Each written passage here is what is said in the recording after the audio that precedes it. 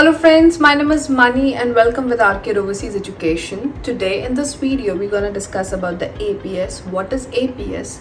Secondly, we're going to discuss how to apply for APS, and third, the most important, we're going to discuss the advantages and the disadvantages, what we feel for the APS is. Now let's discuss about what is APS. Though I'm making this video very late because I feel everyone knows about this APS, but still there were some students who came to the office today and they discussed something which was very weird. So I just thought to make up this video for all my students to come across about it. Let me start with the rumors which are there into the market. The first, the student came to me and he said, the embassy started making the money and it's a new certification which is being started. No, embassy is not making any money. They feel that this is very important and this will really help you out. So all these things we'll discuss at the end.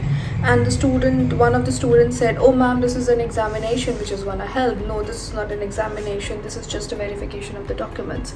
So these are some of the rumors which are there in the market, and there are many more. So that is the reason why I just thought to make up this video. So let me just start with what is an APS. So APS, though everyone knows about the full form of the APS, so it's just a normal verification of the documents which are required to be done before the visa.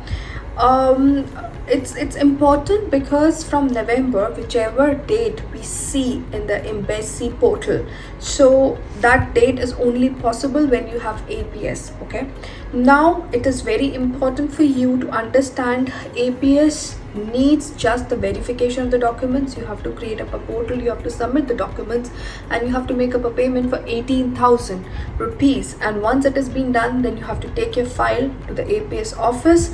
The centers of the APS office you can see here in this picture.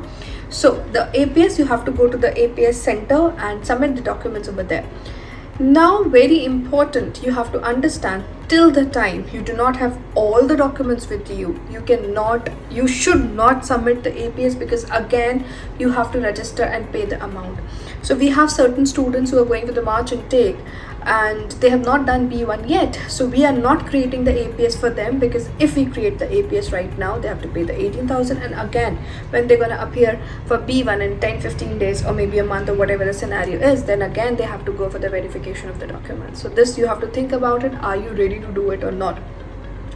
Moreover, about APS, if I talk about the APS, very important for all the students. It is necessary for the bachelors and for the masters, for both of them.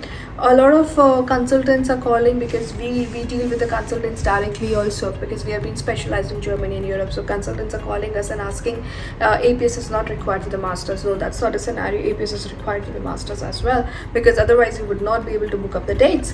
Now let me talk about how to apply to the APS. It is very easy. You're gonna see in my next video where I'm gonna help you out to how to apply the portal and each document separately. So you have to create up a portal, you have to submit the documents, whatever the documents are required, and then you have to make up a payment, and then you have to submit the documents to the APS center. But make sure, especially for the students who were going for a German taught program in Germany, or for a master's, for bachelors or for masters, they used to use any language institute certificate. It could be anyone. No, now you need specifically from Goethe, because there's a drop down which will let you know that the Goethe certificate is accepted, or many more, but it has to be the certified certificate. Second, once you create an account on the portal, it is very important to create and make the payment for the APS, because otherwise you will not be able to book visa appointments, whether it is Delhi consulate, it is Calcutta, it is Bangalore, or any consulate. So it is very important. That's one of the major advantage which I would say is for the APS. The other advantage for the APS, I personally believe, is it will speed up the process, the entire process of the visa application. It used to take 3 months, it used to take 2 months, and for the Delhi especially, there were students who were taking 3.5 months, and many more. So that's I think the speed up will be there. The third, which I personally feel the advantage, it's not an advantage, but I would like to add as a comment. When we used to file the application for the students there in Germany, the APS was only registered for Vietnam and for China. But now it has been registered for Indian students as well. uh, hopefully it is more, it's not hopefully, but I would say it is not compulsory as if now that you need APS while applying to the universities, but the universities are asking it directly, but it is not mentioned in all the universities portals. Hopefully it will be mentioned soon. That might be the other reason why you should go for the APS actually, but it is not there everywhere on the university portal as of now.